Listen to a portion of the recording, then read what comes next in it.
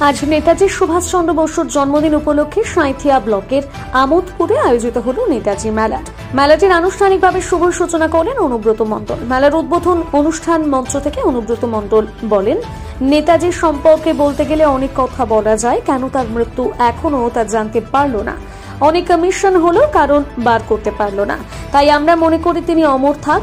এই দেশের জন্য প্রাণ দিয়েছেন সেই বিপ্লবী নেতাজি সুভাষচন্দ্র বোস আবার আমাদের সঙ্গেই থাকবে, আমাদের পাশে থাকবে। আমরা মনে করি তিনি অমর হয়ে থাকবেন। সবার সাথে যোগাযোগ আছে।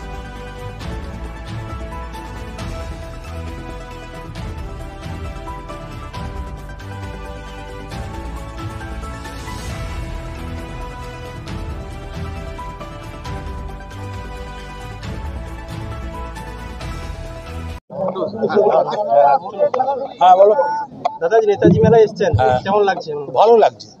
উনি অমর আছেন। আজ 23শে জানুয়ারি ওনার জন্মদিন। উনি বড় বীর ছিলেন, ভারতবর্ষে বীর হয়েই থাকবেন।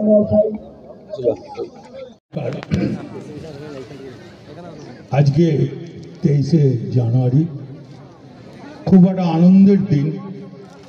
নেতাজি সুভাষচন্দ্রের জন্মদিন 1897 সাল। আমাদের এখানকার রানা, যিনি এখানকার এমএলএ, তিনি বললেন যে মৃত্যুর দিন আমরা জানি না। সত্যি তিনি অমর থাক, অমরের মতন বড় সৈনিকের মতন থাক। আমরা তাকে শ্রদ্ধা জানাই, শত কোটি কোটি প্রণাম জানাই এই নেতাজি সুভাষচন্দ্র বোসকে।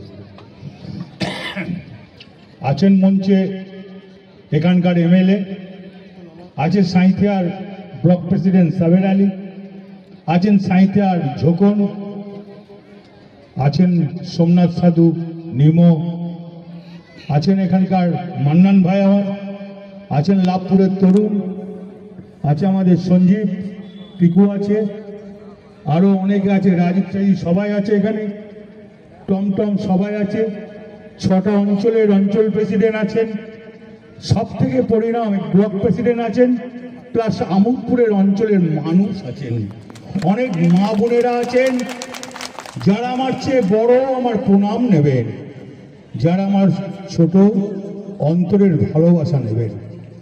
নেতাজি সুভাষচন্দ্র বলতে গেলে অনেক কথা বলা যায়।